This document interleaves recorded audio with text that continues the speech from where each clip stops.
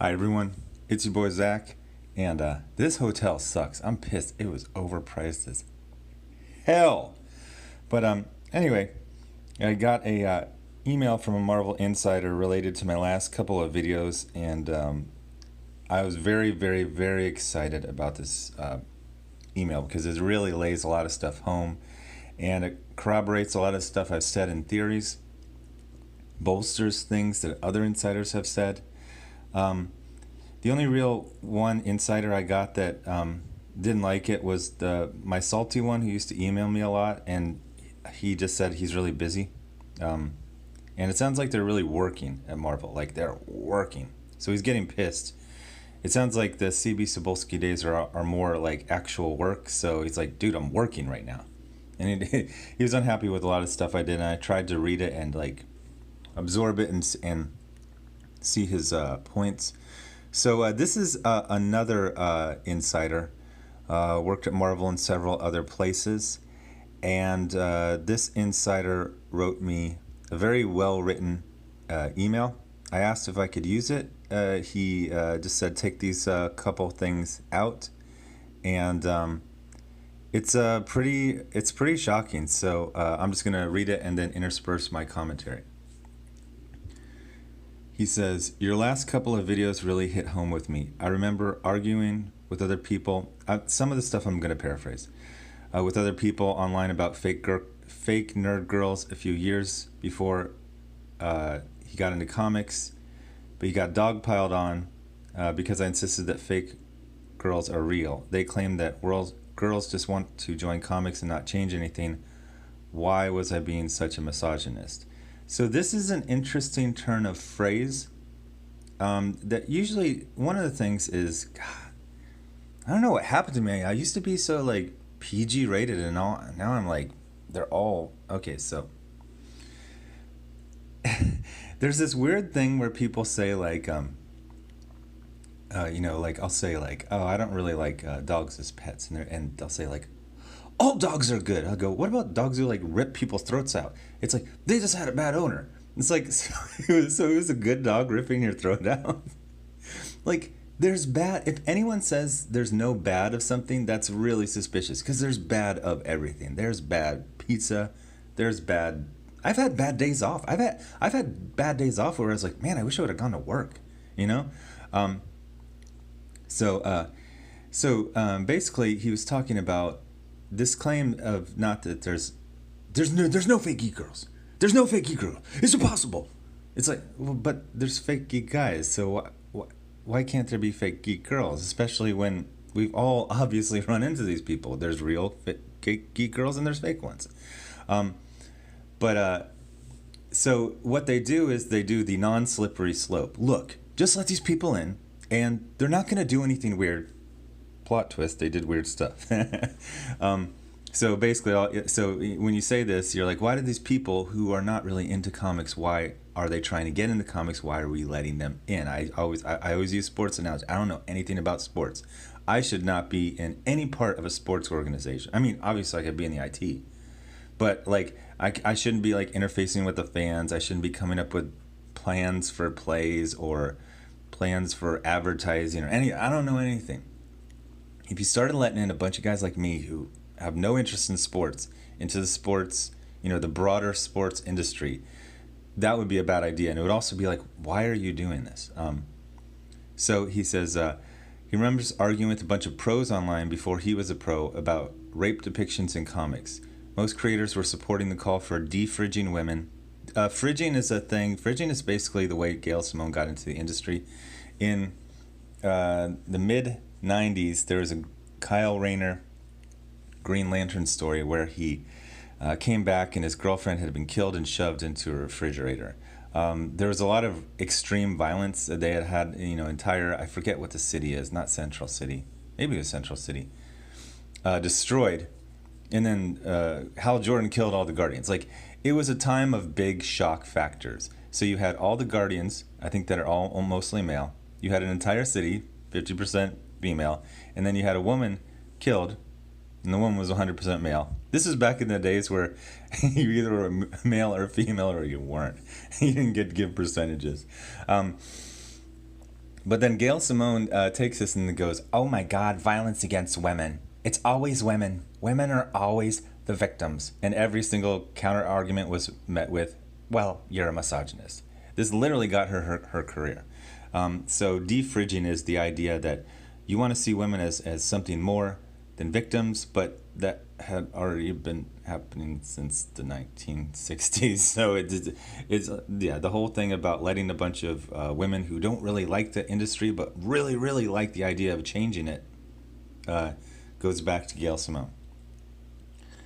So they called for the defridging of women and agreeing to never use rape again as a storytelling device. This is something that actually happens with SJWs. They're like, no rape stories. That's why they say if you put Nazis in as bad guys, that it's an endorsement of Nazis.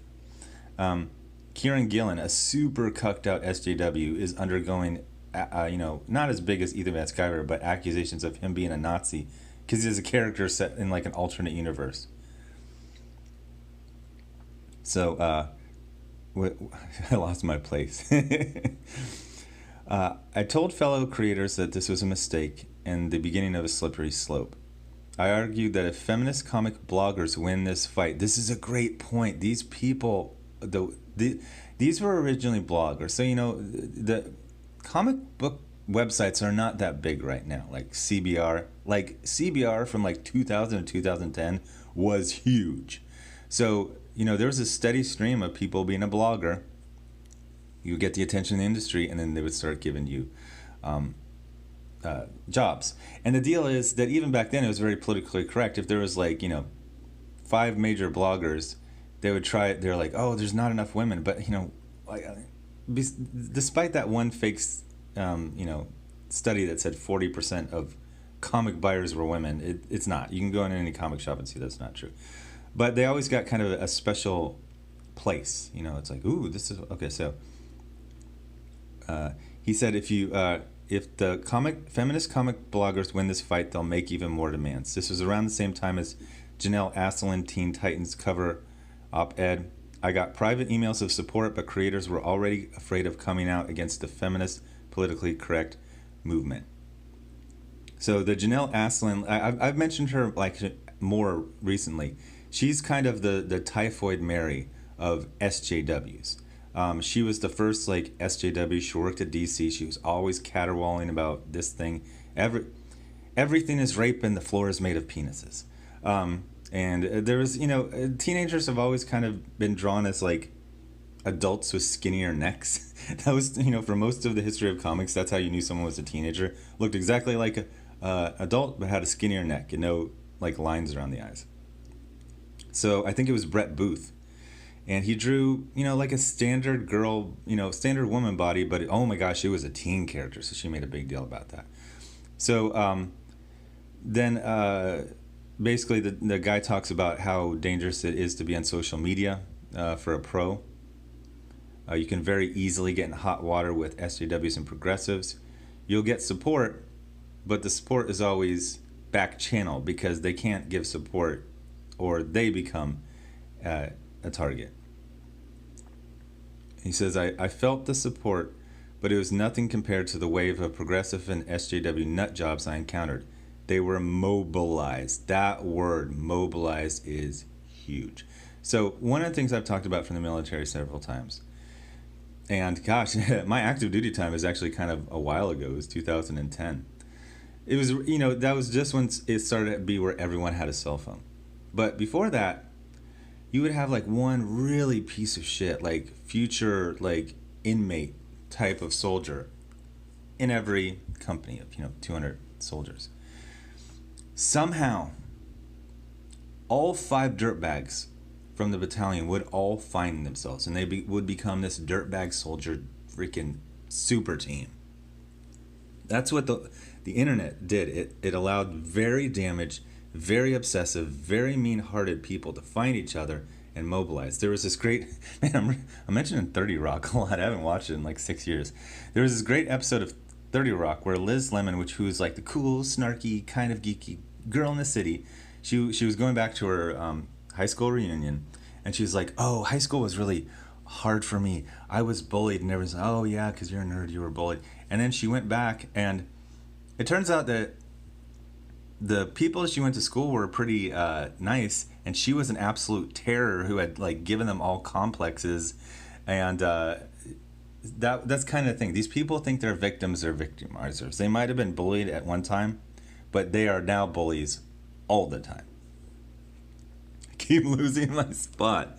So then the artist says, I finally came to terms with the industry death spiral about a year ago. I'm not an emotional guy, but I had a few days of what I can only describe as depression. I realized that the industry I dreamed of working in was gone. Feminists and progressives had killed it. I mourned the loss and moved on, focused on the work instead. I skipped a part that might give a hint of who this person is. I'm going to skip that part too. Okay, so he says he considers the industry enemy territory with my livelihood at risk if I unwisely open my mouth.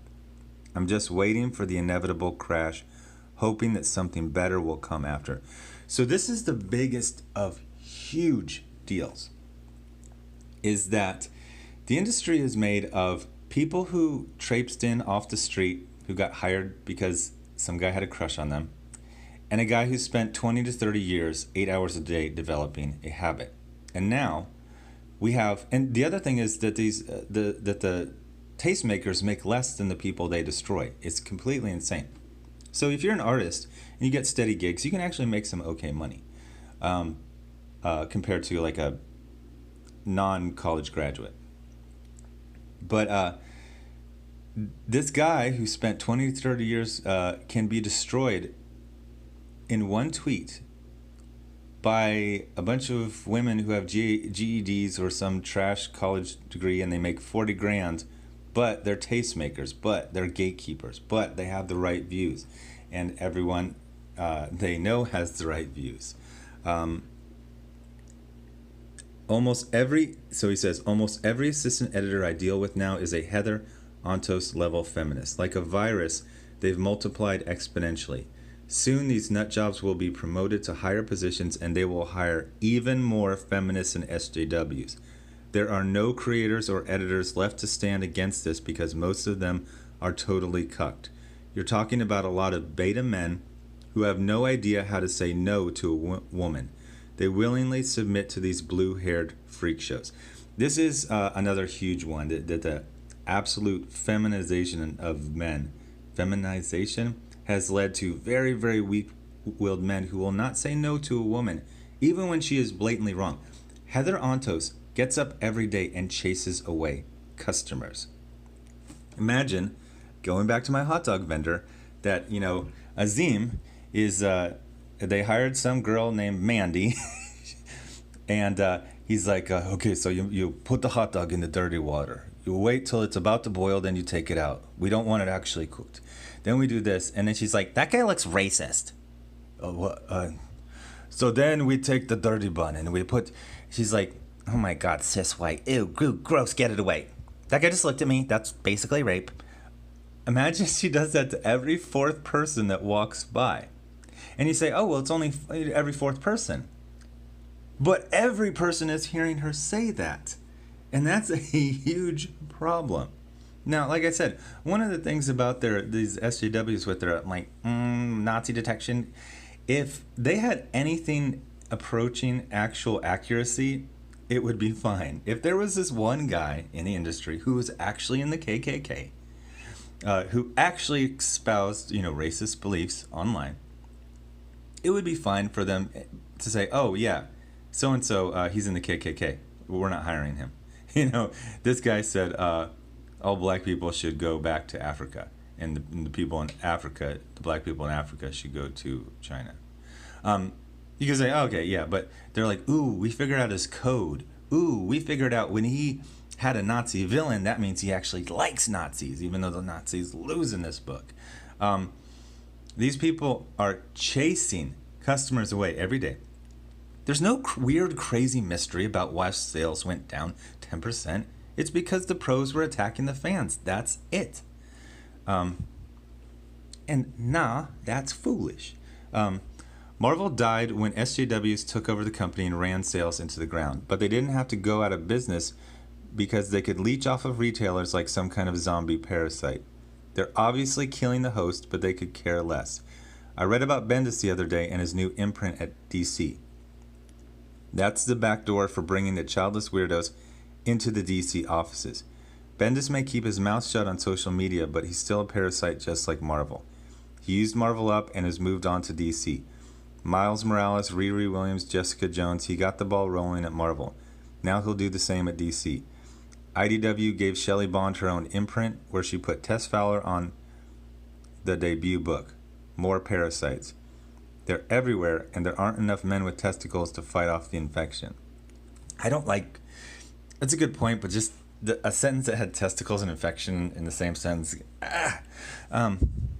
That all said, I hope you prove me wrong. You guys have successfully mobilized the opposition, and it's definitely had an impact. I'm sure there are more creators out there like me who feel better when they hear you tackling these issues in comics and calling out the people who are actively destroying it. I got another email from another insider, and he said the best thing is like, oh, I'm not alone. I thought I was in this weird cult of hating customers and purposefully making ironically bad comics, and sales are just an afterthought.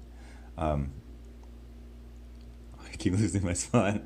I wish I could do more to support the cause, but the best I can do right now is not signal against any of you. I guess that's a lot in this day and age, though. As to the comic book Deep State, I think you're probably named everybody that can possibly be included. It's an amorphous group that has fluctuating members who aren't even aware that they're members. Okay, so that's pretty much what I was saying. They're not like, hey, we're having a meeting tonight. Their power relies almost solely on their ability to generate the snowball effect on social media.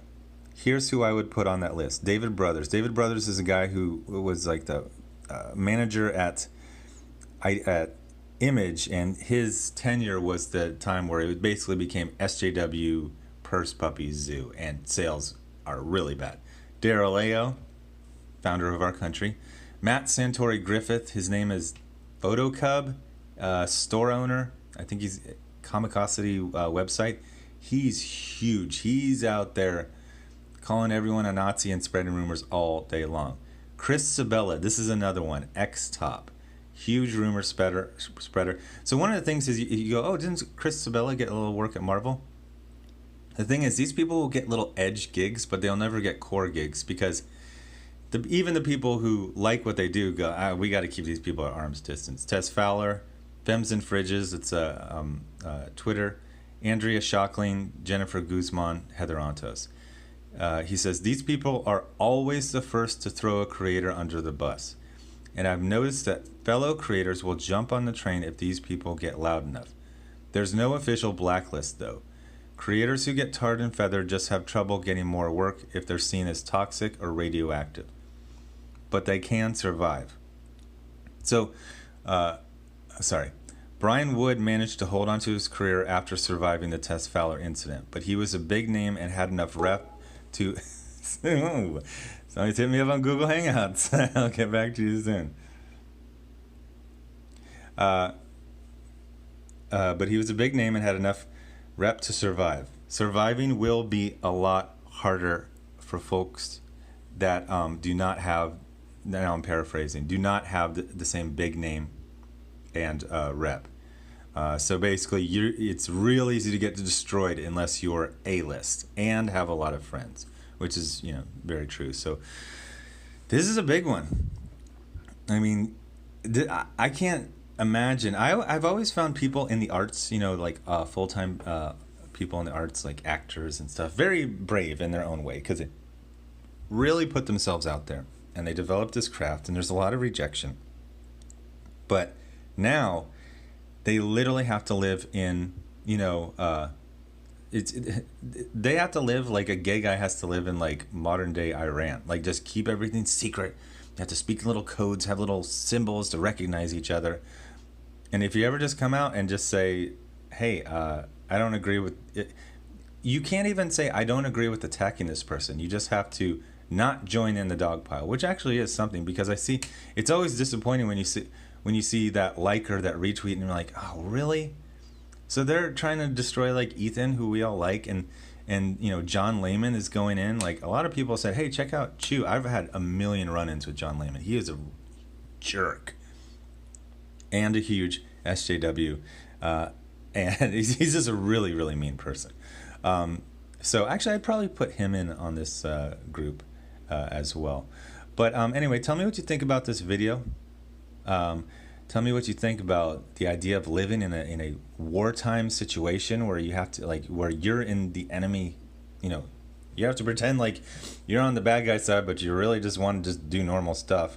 Tell me what you think about this. How would you be able to handle? I wouldn't be able to handle this. This is why I'm glad I work in a relatively very normal industry. So thanks for watching.